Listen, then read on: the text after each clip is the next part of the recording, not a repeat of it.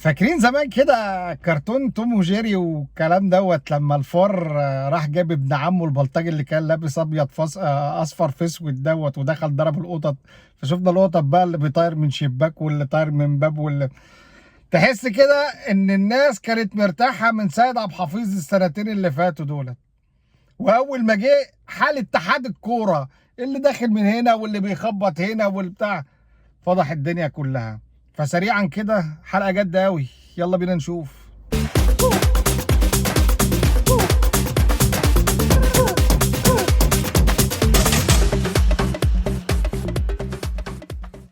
السلام عليكم ورحمه الله وبركاته، انا احمد صابر ودي الكوره مع افوكاتو. يمكن الحلقه دي كان المفروض تتعمل بعد ماتش سموحه، نتكلم فيها على الاهلي والفنيات والكلام الحزنبولي ده.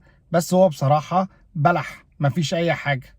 كسبنا 2-1 وسموحه جايه تقول لك انا مظلومه في بلنتي. في شك، في كلام مش زي بتاعت الاهلي. بس يا عم ليهم او عليهم، بس يا واقفه بص انت خليت الناس بطنها مكركبه.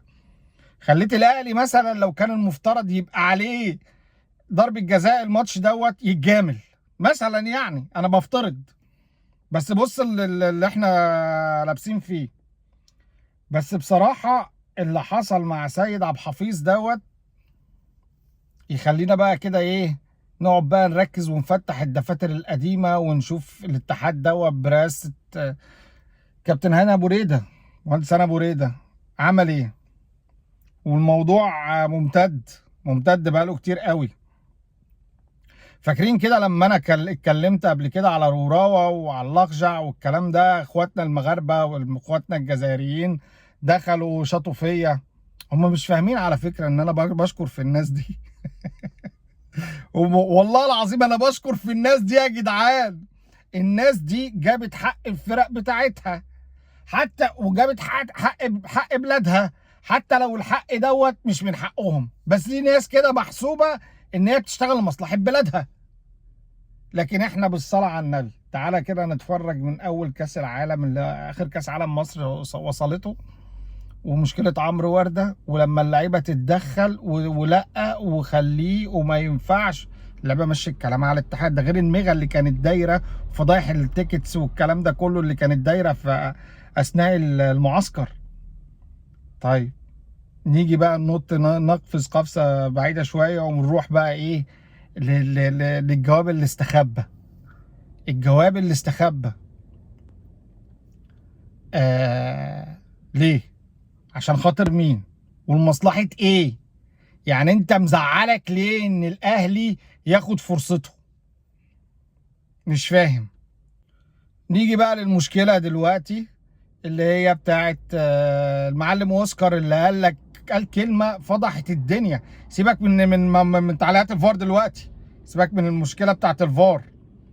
يقول لك انا ما طلبش مني السنة اللي فاتت ان انا اجيب حكام اجانب. يا نهار احوس. يعني الدنيا قامت ما قعدت. اتحاد الكوره عمل الكلام دوت بالقصد، خاصه بعد ما عرفنا ان وزير الشباب جاب حكام من السعوديه، والحكام بدل ما تروح على الاستاد راحت على الفندق عشان نورط الاهلي في القصه ديت. بعد ما اللائحه اصلا بعد كده اصلا كانت متعدله عشان خاطر الانسحابات بتاعت الزمالك. ويشاء ربنا ان في الاخر الاهلي هو اللي يستفيد من التعديل. بقى قبلها باسبوع كان ميدو طالع يقول لك اديني العداله التحكيميه. طب ده انا طالب ان انا اجيب حكام اجانب، في ايه عداله تحكيميه اكتر من كده؟ نخبي جواب، نخبي حكام، ما نخاطبش الراجل بتاع لجنه الحكام يجيب لنا حكام. نيجي بقى المره دي سيد عبد الحفيظ ما بيمثلش النادي الاهلي، لازم محضر من البتاع ده قبليها. اصل احنا عاملين لك استثناء فاحنا لازم نحط احنا. والراجل كان قايل اول اللي عايز يجي يسمع يجي يسمع، يدفع الرسوم ويسمع. بس السيد عبد الحفيظ عامل كركبه يا جدعان، ده سيد عبد الحفيظ الحكومه. تحس كده ان هو دخلت ظابط المباحث. مش فاهم انا مرعوبين ليه؟ عايزين اي حد غير سيد عبد الحفيظ ليه؟ الاهلي فوض عضو مجلس اداره، بعت لك عضو مجلس اداره. التعقيدات والكلام الكتير اللي موضح سوء النيه ده ليه؟ ليه يا كابتن هاني بتعمل كده؟ مش فاهم والله العظيم ما فاهم. ده غير طبعا الاستئناف بتاع الاهلي. الاستئناف بتاع الاهلي، الاتحاد المصري ما فتحش بقه فيه مع الاتحاد الافريقي، وكابتن هاني ابو ريده عضو في المكتب التنفيذي، وما فيش. قالوا ما فيش ما فيش، ما جيناش. يعني العقوبه لما اتنفذت على الوداد كانت للمره الثانيه، لا للاسف مش على الوداد، على الجيش الملكي. العقوبه لما اتنفذت كانت المره الثانيه. الاهلي كانت اول مره تحصل معاه المشكله دي. بلاش، خد عندك. يعني انا عايز اقول لكم ان اللي حصل الفتره الاخرانيه دي، اخر سنتين او اخر كام سنه، واعترافات ابراهيم نور الدين على نفسه انه لما راح شاف الكره بتاعه طلائع الجيش لقاها ان هي كان الراجل كان جايبها من جوه. ادي دوري راح على الاهلي بسبب اخطاء تحكيميه. بس يعني كل اللي بيحصل ده والله العظيم خير، لان في الاخر التجربه اثبتت ان الاهلي يعني الاهلي ما بياخدش بطولاته بالتحكيم. يعني ما فيش الكلام دوت. مش لو حظه مش معاه بتاع حكامه بيسندوه والكلام ده والكلام الفاضي ده. يعني التجربه اثبتت ان انا بخسر بطولات بالشكل ده. اخسر من الوداد عشان الاتحاد خبى البتاع ده، خبى الجواب. هناك الراجل بتاع الترجي عامل ماتش زي الفل، الحكم ماسك الكارت الاحمر ومخبيه بعد ما بوظ عليا الماتش. في حالتين طرد ما طردش لعيبه الترجي. نيجي هنا محمود وفا يكركب الدنيا ويوقع الدنيا كلها في بعضها، ويطلع اوسكار يقول يدافع عنه. ما احنا مشينا جلاتنبرج الراجل اللي كان محترم، احنا جبنا حد على قد ايدينا. ما هي مش ماشيه عدل بصراحه. يعني حد يقول لي هي كده عدل؟ او حد يقول لي مثلا ان اللي بيحصل فعلا الاتحاد ماشي صح؟ كل اللي انا قلته دوت بيقول الاتحاد. مش عايز اتكلم. المفروض المعبد كله يتهد ونبدي من اول ونضيف، لان اللي بيحصل دوت ما بينعكس على الاهلي بس، ده بينعكس على الكره المصريه كلها. فبالتالي احنا كلنا اللي خسرانين. هو الاهلي لو خد بطوله، ما هي مصر هتتربع على عرش البطولات الافريقيه. لكن لا، هو احنا هنفضل نكسب على طول؟ صحيح ما اتقالت. والدوري كان موجه لبيراميدز السنه اللي فاتت، ما اتقالت.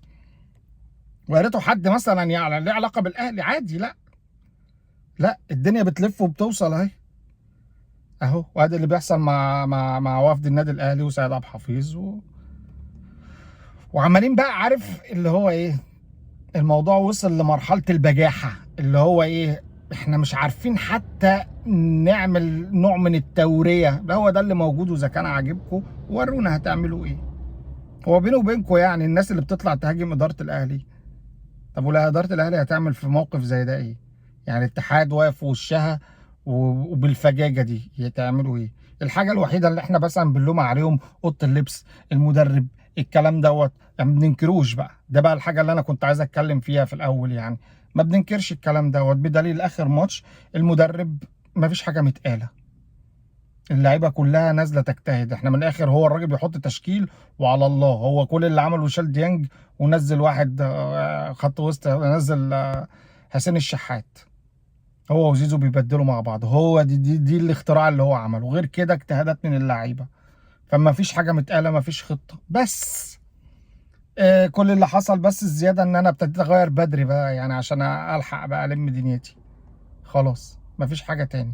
حاجه متقاله في التمرين، اللعيبه مش متمرنه على اي حاجه. الناس مموته نفسها. ما عنديش انتقادات على اي لاعب، ولو عندي انتقادات على واحد زي محمد هاني فخد بالك ان الراجل دوت لعب كل مباريات الموسم من الموسم اللي فات كله. ما يعني ما الراجل احمد عيد اللي جه دوت ما لعبش مكانه غير ماتش او اتنين.